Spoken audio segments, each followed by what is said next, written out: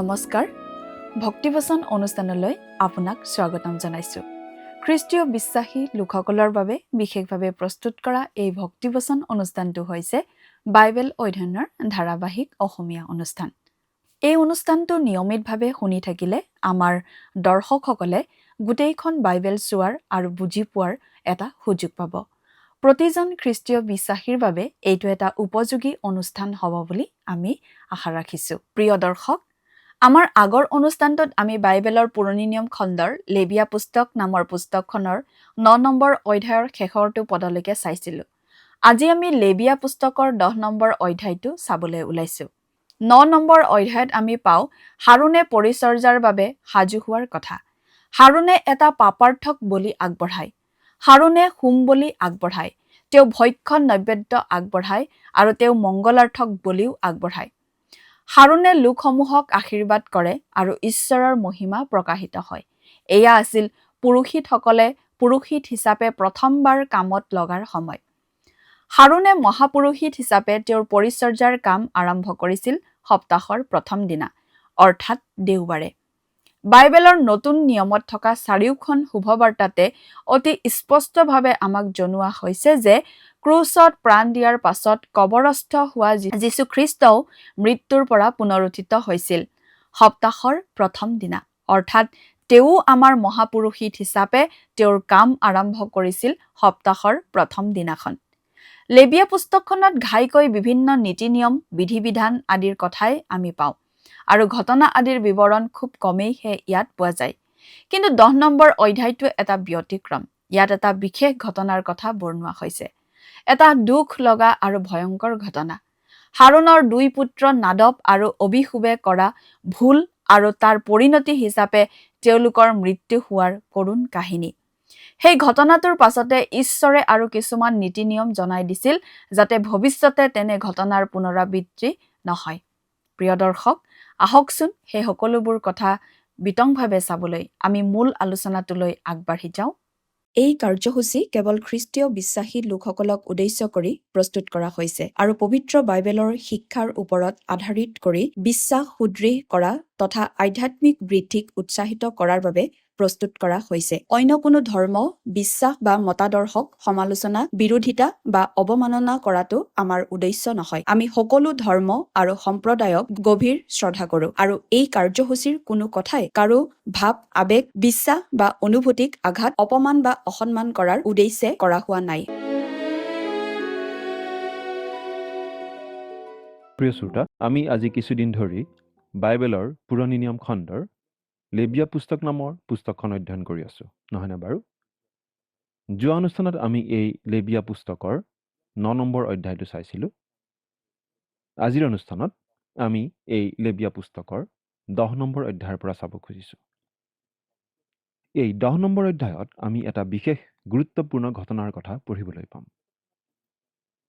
এই লেবিয়া পুস্তকখনত আমি ঘটনা আদিৰ বিৱৰণী বিশেষ নাপাওঁ কিন্তু এই পুস্তকখন বিভিন্ন নিৰ্দেশনা ৰীতি-নীতি নিয়ম বিধি-বিধান আদিৰেই ভৰা কিন্তু এই 10 নম্বৰ অধ্যায়টো অলপ বেলেগ ইয়াত যেন সাময়িকভাৱে গতি সলনি কৰা হৈছে কাৰণ ইয়াত ঘটনা এটাৰ বিৱৰণী আমি পাওঁ কিন্তু ঘটনাটো পঢ়ি আমাৰ বেছি ভাল নালাগে কাৰণ এই ঘটনাটো আচলতে এটা ভয়াবহ ঘটনা এটা অতি দুখ লগা ঘটনা এই ঘটনাটো মানুহৰ পাপ আৰু ময়মতালিৰ সুদীৰ্ঘ ইতিহাসৰ আন এটা কলংক এই ঘটনাটো হৈছে হাৰুনৰ দুজন পুত্ৰৰ বিদ্ৰোহ আৰু অবাধ্যতাৰ ঘটনা ইয়াৰ আগৰ অধ্যায়টোত আমি পাইছিলো মানুহবোৰে শ্ৰদ্ধা ভক্তিৰে ঈশ্বৰক প্ৰণিপাত কৰাৰ কথা আৰু মানুহৰ আগত ঈশ্বৰৰ মহিমা গৌৰৱ প্ৰকাশ পাই উঠাৰ কথা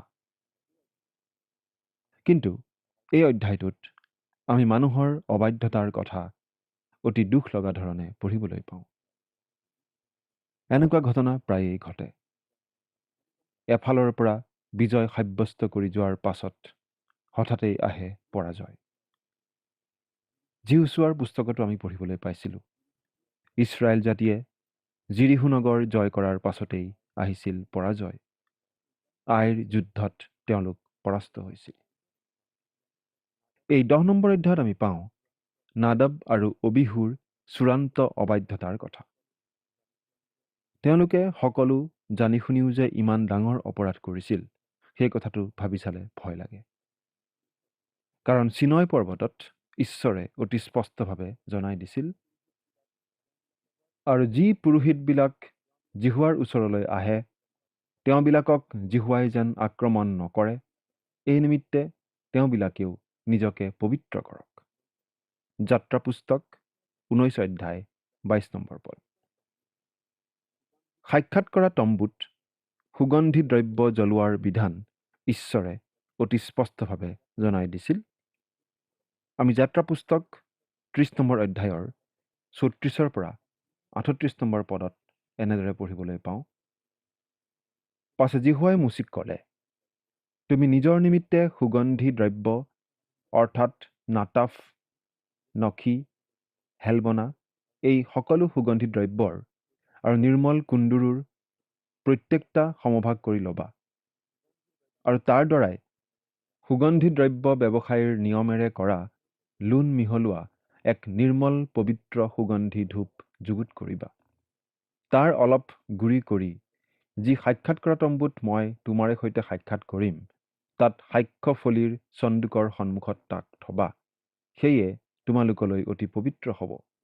আৰু তুমি যি সুগন্ধি ধূপ কৰিবা, তাৰ দ্ৰব্যৰ পৰিমাণ অনুসাৰে তোমালোকে তোমালোকৰ নিমিত্তে তাক নকৰিবা।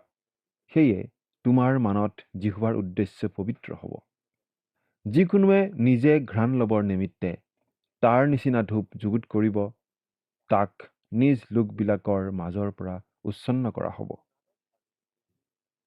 কিন্তু নাদাব আৰু অবিহুৱে সকলো জানি শুনিও সেই অপৰাধ কৰি শাস্তি পাবলগীয়া হৈছিল। এই ঘটনাটোৰ যোগেদি আচলতে ঈশ্বৰৰ পবিত্ৰতাৰ কথাটো প্ৰকাশ পাইছে।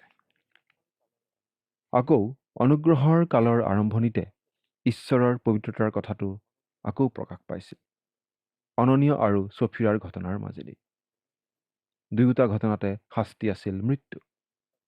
আমাৰ ঈশ্বৰ পবিত্ৰ আৰু তেওঁ সেই মানদণ্ডেৰেই তেওঁৰ সন্তানসকলৰ বিচাৰ কৰে। এই কথা আমি সকলোৱে মনত ৰখা উচিত। 2 কৰিন্থিয়া পুস্তকৰ 5 নম্বৰ অধ্যায়ৰ 11 নম্বৰ পদত এনেদৰে লিখা আছে, এই কাৰণে প্ৰভুৰ ভয় জানি আমি মানুহক প্ৰবৃত্তি কৰাইছো, কিন্তু ঈশ্বৰৰ আগত আমি প্ৰকাশিত হৈ আছো, আৰু মই আশা কৰোঁ যে তোমালোকৰ বিবেকতো আমি প্ৰকাশিত হৈ আছো। আজি আমি এই কথা মনত ৰখা উচিত। আকৌ এই বুলিও আমাক সাৱধান কৰি দিয়া হৈছে, সাৱধান, বাক্য কওঁতাজনাক তোমালোকে অগ্ৰাহ্য নকৰিবা, কিয়নো যিজনাই পৃথিৱীত আদেশ দিছিল সেইজনাক অগ্ৰাহ্য কৰাবিলাকেই যদি নাসাৰিল, তেন্তে যিজনাই স্বৰ্গৰ পৰা আদেশ দিলে তেওঁৰ পৰা বিমুখ হলে আমি যে নাসাৰিম, এয়ে কিমান অধিক গুণে নিশ্চয়। ইব্ৰী 12 নম্বৰ অধ্যায়ৰ 25 নম্বৰ পদ। আজি কিন্তু মানুহে এই ভয়ংকৰ পাপ কৰি আছে। ঈশ্বৰে তেওঁৰ বাক্যৰ যোগেদি কি কৈ আছে সেই কথালৈ মানুহে কাণ নিদিয়ে। এতিয়া আমি লেবিয়া পুস্তকৰ পৰা চাই যাম। লেবিয়া পুস্তক 10 নম্বৰ অধ্যায়ৰ 1 আৰু 2 পদ দুটা পঢ়ি দিছো। পাছে হাৰুনৰ পুত্ৰ নাদব আৰু অবিহুৱে নিজ নিজ আঙঠা ধৰা লৈ তাত জুই ৰাখি তাৰ ওপৰত ধূপ দি জিহুৱাই আজ্ঞা নিদিয়া সাধাৰণ জুই জিহুৱাৰ সন্মুখত উৎসৰ্গ কৰিলে। তাতে জিহুৱাৰ সন্মুখৰ পৰা অগ্নি ওলাই তেওঁবিলাকক গ্ৰাস কৰিলে। তেওঁবিলাকে জিহুৱাৰ সন্মুখত প্ৰাণ ত্যাগ কৰিলে। এই অপৰাধটোৰ কাৰণে মৃত্যুদণ্ড দিয়াটো অলপ কঠিন হোৱা বুলি আমি ভাবিব পাৰোঁ, কিন্তু ঈশ্বৰে সেই কাম কৰিবলৈ নিষেধ কৰিছিল। তথাপি তেওঁলোকে সেই কাম কৰিলে। গতিকে কামটো অতি দূষণীয় অপৰাধ আছিল। গতিকে দোষটোৰ শাস্তি মৃত্যুদণ্ড। এয়া আছিল ঈশ্বৰে জনাই দিয়া আজ্ঞা স্ব ইচ্ছাই লংঘন কৰা অবাধ্যতাৰ কাৰ্য। তেওঁলোকেনো বাৰু কি কৰিছিল যাৰ কাৰণে তেওঁলোকৰ ওপৰলৈ এই ভয়ংকৰ শাস্তি নামি আহিছিল? তেওঁলোকেনো কি ভুল কৰিছিল? আমি 3 ধৰণৰ অনুমান কৰিব পাৰোঁ। খুব সম্ভৱ তেওঁলোকে বেদীৰ পৰা জ্বলি থকা অঙঠা লৈ সেই সুগন্ধি দ্ৰব্য জ্বলোৱা নাছিল। বেদীৰ সেই জুই আছিল স্বৰ্গৰ পৰা পোনে পোনে নামি অহা জুই। কিন্তু তেওঁলোকে তেনে কৰা উচিত আছিল, কাৰণ মহাপ্ৰায়শ্চিত্তৰ দিনা ঠিক তেনেদৰে কৰিবৰ কাৰণেই ঈশ্বৰে জনাই দিছিল। কোৰাৰ বিদ্ৰোহৰ সময়তো ঠিক এই নিয়মেই পালন কৰা হৈছিল বুলি আমি পঢ়িবলৈ পাওঁ। গতিকে তেনেদৰে অঙঠা লৈ সুগন্ধি দ্ৰব্য জ্বলোৱাটোহে সঠিক নীতি আছিল বুলি আমি অনুমান কৰিব পাৰোঁ। কিন্তু তেওঁলোকে কৰা ধৰণটো ঈশ্বৰৰ দ্বাৰা জনোৱা ৰীতিৰ বিৰোধী আছিল। দ্বিতীয়তে, তেওঁলোকে সেই কাম কৰাৰ সময়খিনিও ঈশ্বৰৰ দ্বাৰা জনাই দিয়া নীতি নিয়মৰ বিৰোধী আছিল। সেই দিনটোৰ কৰিবলগীয়া ৰীতি নীতি ইতিমধ্যে পালন কৰা হৈ গৈছিল। এই ক্ষেত্ৰত তেওঁলোকে হাৰুণৰ পৰামৰ্শ লোৱা উচিত আছিল। ইয়াৰ আগৰ অধ্যায়ত পোৱা চমকপ্ৰদ অভিজ্ঞতা তেওঁলোকে কিজানি আকৌ দোহাৰিব খুজিছিল। বহুত সময়ত মানুহে এনে ভুলেই কৰে। ঈশ্বৰে কৰা চমকপ্ৰদ কাম মানুহে আকৌ কৰিবলৈ চেষ্টা কৰে। 50 দিনীয়া পৰ্বৰ দিনাখন যি ঘটিছিল সেই ঘটনা আকৌ ঘটাবলৈ মানুহে চেষ্টা কৰে। কিন্তু ঈশ্বৰ সাৰ্বভৌম। তেওঁৰ ইচ্ছামতে সকলো হ'ব। আনকি কোন সময়ত কি ঘটিব সেইটো তেওঁৰ ইচ্ছামতেহে হ'ব। ঈশ্বৰৰ আত্মাই নিজৰ ইচ্ছামতেহে কাম কৰিব। আমি মাত্ৰ নিজকে তেওঁৰ হাতত এৰি দি তেওঁৰ প্ৰতি বাধ্যতাহে প্ৰদৰ্শন কৰিব লাগে। তৃতীয়তে, আন কিছুমানে ক'ব খোজে যে তেওঁলোকে সেই আঁৰ কাপোৰৰ সিপাৰে গৈছিল, একেবাৰে অতি পবিত্ৰ স্থানত প্ৰৱেশ কৰিছিল, য'ত কেৱল মহাপুৰোহিতেহে বছৰত এবাৰকৈ সোমাব পাৰে। মুঠতে নাদব আৰু অবিহুৱে ভুল কৰিছিল। ঈশ্বৰে দিয়া আজ্ঞা জানি শুনিও লংঘন কৰিছিল। তথাপি কিছুমানে ভাবে যে ঈশ্বৰে দিয়া শাস্তি অলপ গুৰুতৰ হৈছিল। কিন্তু ইয়াৰ পৰা আমাৰ ঈশ্বৰ যে পবিত্ৰ আৰু ক্ৰোধী ঈশ্বৰ সেই কথাটো প্ৰকাশ পায়। তেওঁৰ আগলৈ আহিব খোজা লোকসকলে তেওঁৰ চৰ্ত মানিহে আহিব লাগিব। এই কথা বাৰে বাৰে কোৱা হৈছে যে বাধ্যতা বলিদানতকৈ উত্তম। আমি নিজৰ ইচ্ছাৰে আগবঢ়োৱা বলি ঈশ্বৰে গ্ৰহণ নকৰে, লাগিলে আমি যিমান নিষ্ঠাপূৰ্ণভাৱেই আগ নবঢ়াওঁ কিয়। নাদব আৰু অবিহু মহাপুৰোহিত হাৰুণৰ পুত্ৰ হোৱা স্বত্তেও সাৰি যাব পৰা নাছিল। সেই পাপৰ শাস্তি তাৎক্ষণিকভাৱে দিয়া মৃত্যু। সেই শাস্তি আছিল লগে লগে পোৱা শাস্তি। সেই অগ্নি আহিছিল ঈশ্বৰৰ পৰা। আজি আমি অনুগ্ৰহৰ কালত বাস কৰিছোঁ, কিন্তু আজিও মানুহে এনেদৰে শাস্তি পাব লগা হয়। অৱশ্যে সকলো ক্ষেত্ৰত ইমান আচম্বিতে শাস্তি নাহিব পাৰে, কিন্তু অননীয় আৰু ছফিৰাৰ ক্ষেত্ৰত শাস্তি আহিছিল তৎক্ষণাতে। তাৰমানে অৱশ্যে খ্ৰীষ্টত বিশ্বাস কৰা লোকে পৰিত্ৰাণ নেহেৰুৱায়। নাদব আৰু অবিহু, অননীয় আৰু ছফিৰাই তেওঁলোকৰ পৰিত্ৰাণ হেৰুওৱা নাছিল। আৰু সেই কৰিন্থিয়া বিশ্বাসীসকলেও এই কথা অতি পৰিষ্কাৰ কৰি দিয়া হৈছে। আমি কৰিন্থিয়া পত্ৰৰ 11 নম্বৰ অধ্যায়ৰ 30 নম্বৰ পদৰ পৰা 32 নম্বৰ পদলৈকে পঢ়িলে এই কথা বুজি পাওঁ। এই কাৰণে তোমালোকৰ মাজত বহুতো মানুহ দুৰ্বলী আৰু ৰোগীয়া, আৰু বহুত মানুহ নিদ্ৰিত হ'ল।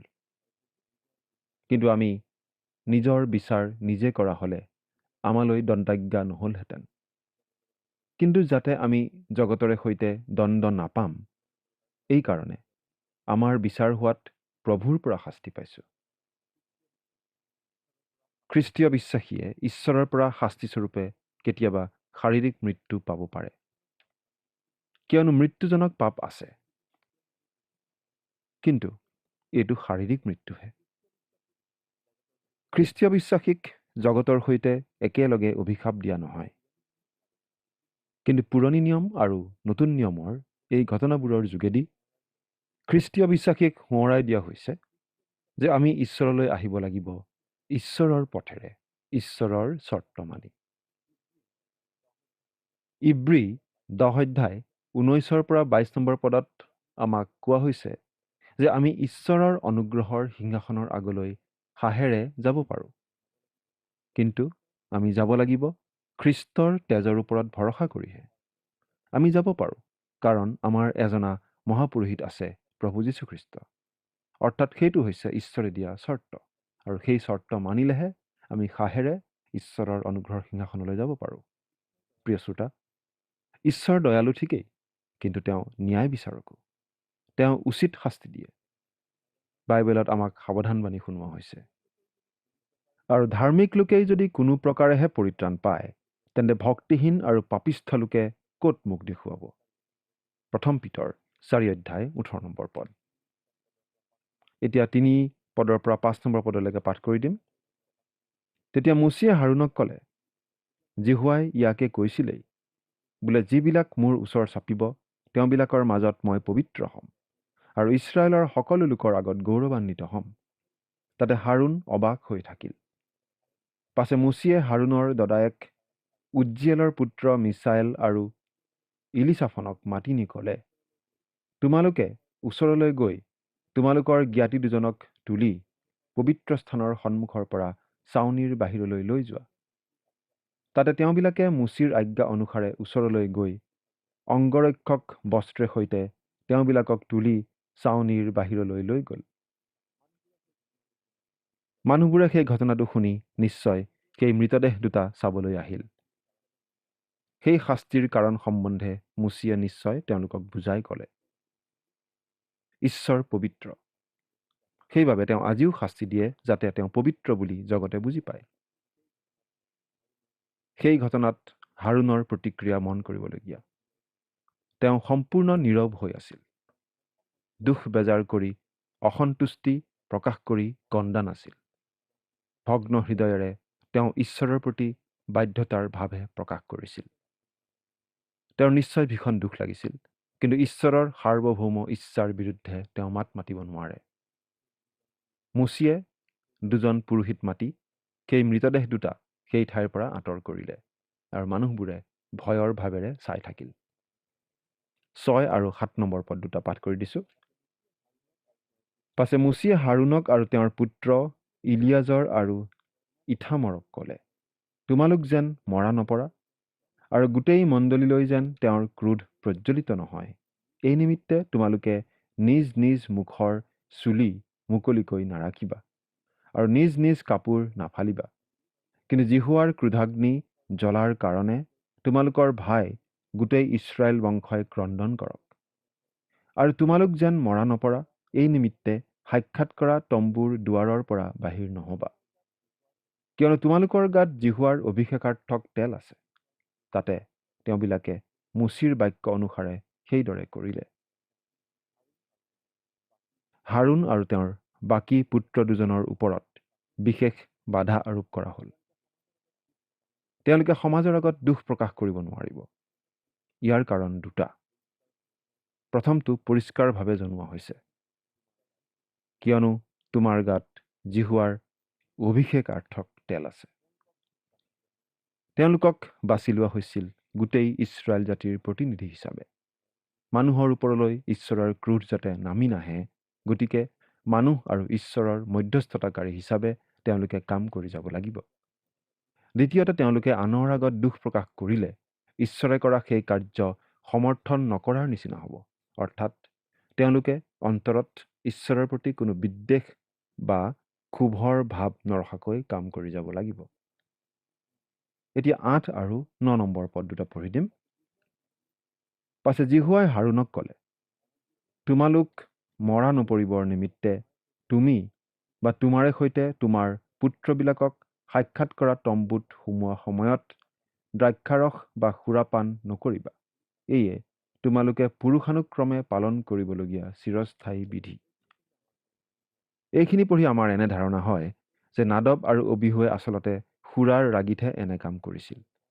সুৰা আৰু আন আন ৰাগিয়াল বস্তুৰ সেৱনৰ বিৰুদ্ধে শাস্ত্ৰত এনেদৰে আমাক সাৱধানবাণী শুনাই দিয়া আছে। পুৰোহিতে অতি পৰিষ্কাৰ, সুস্থ, ধীৰ স্থিৰ ভাৱেৰে ঈশ্বৰৰ পৰিচৰ্যা কৰিব লাগে।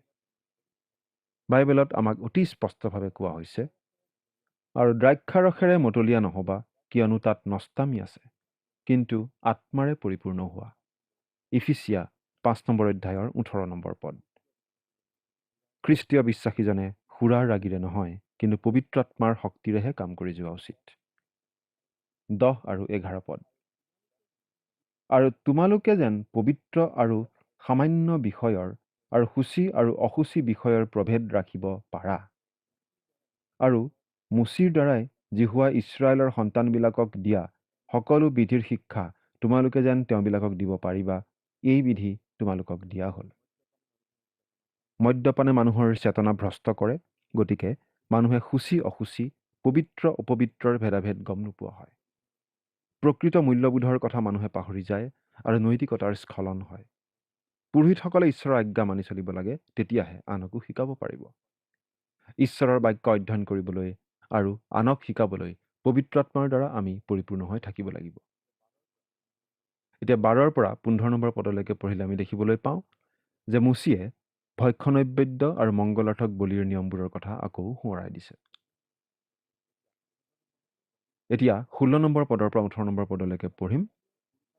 পাছে মুচিয়ে পুৰুষাৰ্থ কৰি পাপাৰ্থক বলিদানৰ অৰ্থে দিয়া চাকটো বিচাৰ কৰি দেখিলে যে তাক পুৰি ভস্ম কৰা হ'ল। তাতে তেওঁ হাৰুনৰ অৱশিষ্ট পুত্ৰ ইলিয়াজৰ আৰু ইথামৰ এই দুজনলৈ ক্ৰুদ্ধ হৈ তেওঁবিলাকক ক'লে, তোমালোকে সেই পাপাৰ্থক বলি পবিত্ৰ স্থানৰ কোনো ঠাইত কিয় ভোজন নকৰিলা? কাৰণ সেয়ে অতি পবিত্ৰ আৰু মণ্ডলীৰ অপৰাধ বৈ জিহুৱাৰ সন্মুখত তেওঁবিলাকক প্ৰায়চিত্ত কৰিবৰ অৰ্থে তাক তোমালোকক দিয়া হ'ল। চোৱা, পবিত্ৰ স্থানৰ ভিতৰলৈ তাৰ তেজ নিয়া নহ'ল। মোৰ আজ্ঞা অনুসাৰে তোমালোকে অৱশ্যে তাক পবিত্ৰ স্থানত ভোজন কৰিব লাগিছিল। তেতিয়া হাৰুনে মুচিক ক'লে, চোৱা, সিহঁত দুটাই আজি জিহুৱাৰ উদ্দেশ্যে নিজ পাপাৰ্থক বলি আৰু নিজ হোম বলি উৎসৰ্গ কৰিলে। তথাপি মোলৈ এনে ঘটিল। যদি মই আজি পাপাৰ্থক বলি ভোজন কৰিলোহেঁতেন, তেন্তে জিহুৱাই তাত সন্তোষ পালেহেঁতেন নে? মুচিয়ে ইয়াকে শুনি সন্তুষ্ট হ'ল। ঈশ্বৰৰ ইচ্ছাৰ বিৰুদ্ধে কাম কৰা আন দুটা দুখজনক ঘটনাৰ কথা আমি ইয়াত পাওঁ। হাৰুনৰ বাকী দুজন পুত্ৰই এই অপৰাধ কৰিছিল, কিন্তু ইচ্ছাকৃতভাৱে কৰা নাছিল। পাপাৰ্থক বলিৰ ভাগ পবিত্ৰ স্থানত খাব লাগে, কিন্তু তেওঁলোকে তেনে কৰা নাছিল। কিন্তু অপৰাধটো আগৰটোৰ নিচিনা ভয়াৱহ নাছিল। পুতেকসকলৰ অপৰাধৰ দায়িত্ব হাৰুনে মূৰ পাতি লৈছিল। আমি ভাবোঁ সেই সময়ত হাৰুনেও নিজকে সেই মহাপুৰোহিতৰ কাৰ্য কৰাৰ অনুপযুক্ত বুলি অনুভৱ কৰিছিল। আচলতে আমি কোনেও ঈশ্বৰৰ পৰিচৰ্যা কৰাৰ বাবে উপযুক্ত লোক নহয়, কিন্তু একমাত্ৰ ঈশ্বৰৰ অনুগ্ৰহতহে আমি এই কাম কৰিব পাৰোঁ। হাৰুনৰ পুতেক কেইজনে ঈশ্বৰৰ ইচ্ছামতে কাম নকৰি অপৰাধ কৰিছিল। অৱশ্যে প্ৰায়বোৰ ক্ষেত্ৰতে আজিও ঈশ্বৰে আমাক অনুতাপ কৰিবলৈ সময় আৰু সুযোগ দিয়ে। প্ৰিয় শ্ৰোতা, আমি যেতিয়া ঈশ্বৰলৈ আহোঁ, আমি আহিব লাগে ঈশ্বৰে বান্ধি দিয়া চৰ্ত মতে। আমি সেই চৰ্ত নিজে বনাই ল'ব নোৱাৰোঁ। নিয়ম আমি বনাব নোৱাৰোঁ। ঈশ্বৰেই আমাক পৰিত্ৰাণ দিব পাৰে, আৰু সেই পৰিত্ৰাণ আমি কেনেদৰে পাব পাৰোঁ সেইটো ঈশ্বৰেই ঠিক কৰি দিয়ে। প্ৰভু যীশুৱে কৈছিল, ময়েই বাট, সত্য আৰু জীৱন। মোৰ যোগেৰে নগ'লে কোনো মোৰ পিতৃৰ ওচৰলৈ নাযায়। আমি এই কথা গ্ৰহণ কৰোঁ বা নকৰোঁ, কিন্তু এইটো স্বয়ং ঈশ্বৰে কোৱা কথা। ঈশ্বৰে আপোনাক আশীৰ্বাদ কৰক। আমেন। নাদব আৰু অবিহুবে ঈশ্বৰে বান্ধি দিয়া নিয়ম ভংগ কৰিছিল। পুৰোহিতৰ বাবে বিশেষভাৱে সকলো নিয়ম জনাই দিয়া হৈছিল। কিন্তু যিমান গুৰুত্ব সহকাৰে কথাবোৰ ল'ব লাগিছিল, সিমান গুৰুত্ব সহকাৰে নোলোৱাৰ বাবে নিশ্চয় তেওঁলোকৰ দ্বাৰা সেই ভুল হৈছিল। কিন্তু তাৰ পৰিণতি আছিল ভয়াৱহ। তেওঁলোকৰ মৃত্যু হৈছিল। সম্পূৰ্ণ পবিত্ৰ ঈশ্বৰৰ আগলৈ অপবিত্ৰ মানুহ যাব নোৱাৰে। সেয়েহে শুচি হোৱাৰ বিভিন্ন ৰীতি নীতিবোৰ দিয়া হৈছিল। কিন্তু বাইবেলে আমাক স্পষ্টকৈ জনাই দিছে যে এতিয়া আমি সাখেৰে কোনো ভয় নথকাকৈ ঈশ্বৰৰ অনুগ্ৰহৰ সিংহাসনৰ আগলৈ চাপি যাব পাৰোঁ, প্ৰভু যীশুৰ তেজেৰে শুচি পবিত্ৰ হোৱাৰ যোগেৰে। কিন্তু তথাপিতো ঈশ্বৰৰ প্ৰতি দেখুৱাবলগীয়া ভয়, ভক্তি, আদৰ, সন্মান কেতিয়াও অৱহেলা কৰিব আমি নোৱাৰোঁ। প্ৰিয় দৰ্শক, আজিলৈ আমাৰ অনুষ্ঠানটোৰ ইমানতে সামৰণি মাৰিব খুজিছোঁ। পৰৱৰ্তী অনুষ্ঠানত আপোনালোকক পুনৰ লগ পোৱাৰ আশা ৰাখিলোঁ। সামৰণিতে আহক খন্তেক প্ৰাৰ্থনাত মূৰ দুৱাওঁ। স্বৰ্গত থকা অতি মৰমীয়াল দয়ালু পিতৃ ঈশ্বৰ, ধন্য হওক প্ৰভু তোমাৰ নাম। তুমি গৌৰৱ, তুমি প্ৰশংসা মৰ্যাদাবান পোৱা যোগ্য পিতৃ ঈশ্বৰ যিহোৱা হয়। দয়ালু মৰমীয়াল পিতৃ ঈশ্বৰ, এই সময়তে প্ৰভু তোমাৰ যি পবিত্ৰ বাক্য অধ্যয়ন কৰা হ'ল, আৰু এই বাক্য প্ৰভু আমাৰ যিমান দৰ্শকসকলে প্ৰভু শুনিলে আৰু যি শিকিছে, সেই সকলো যাতে তেওঁলোকে নিজৰ জীৱনত ব্যৱহাৰ কৰিব পাৰিব, আৰু নিজৰ জীৱনত সকলো সময়তে প্ৰথমতে যাতে তোমাক আগস্থান দিবলৈ পাৰিব, তেনে প্ৰভু তুমি তেওঁলোকক সহায় কৰা। আৰু বিশেষকৈ পিতৃ প্ৰাৰ্থনা কৰিছোঁ, তেওঁলোকৰ যিবিলাক প্ৰয়োজনবিলাক আছে সকলোবোৰ প্ৰভু তুমি জানা, আৰু যাৰ যি প্ৰয়োজনবিলাক আছে সেই সকলোবিলাক সেইমতে প্ৰভু তুমি তেওঁলোকক দান কৰিবা। এই সকলো যাচনা মহান ত্ৰাণকৰ্তা প্ৰভু যীশুখ্ৰীষ্টৰ নামত অৰ্পণ কৰিছোঁ। আমেন।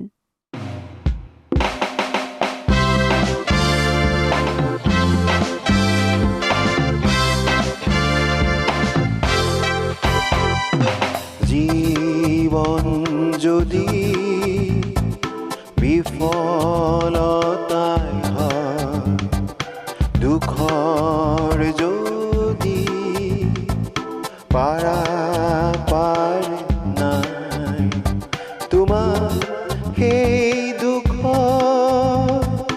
ভাৰ যিচুক দিয়া প্ৰাৰ্থনাৰে আজি তেওঁ লৈ আহা। নিসংগতা তেওঁ দূৰ হয়, ভয়ৰো তেওঁত স্থান নাই, দুখৰ ছায়া তেওঁত নাই, তেওঁ যে শান্তি ৰাখে।